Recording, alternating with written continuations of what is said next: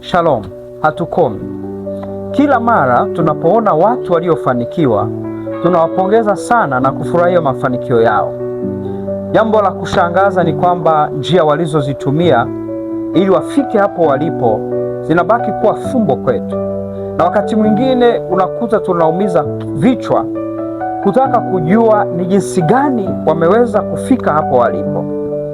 Siku ya leo napenda nikushirikisha njia moja, njia ambayo mwenye kuisema alishafanikiwa na anafanikiwa katika mambo yake yote anayoyatenda.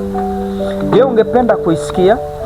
Nataka tumsikilize anavyotuambia katika kitabu cha Yoshua sura ya 1 mstari wa 8.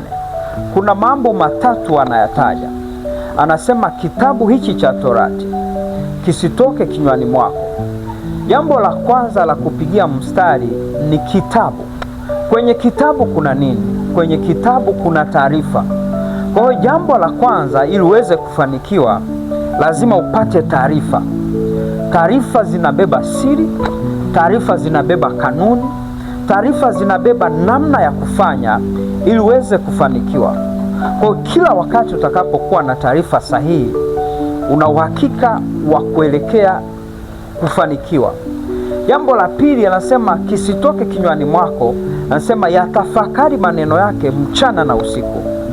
Pigia mstari jambo la pili la kutafakari.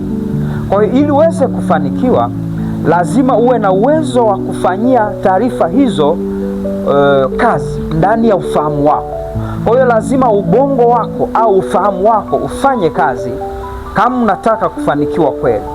Jambo la tatu anasema ili upate kutenda sawasawa na ilivyoandikwa. Maana yake katika njia ya mafanikio, utendaji ni muhimu sana, na ili uweze kutenda lazima uwe na uwezo, uwe na ujuzi wa kuweza kutenda. Kwa hiyo siku ya leo nimekushirikisha mambo matatu yatakao kusaidia kufanikisha safari yako ya mafanikio. Jambo la kwanza ni taarifa. Jambo la pili ni kutumia ufahamu wako au ubongo wako vizuri.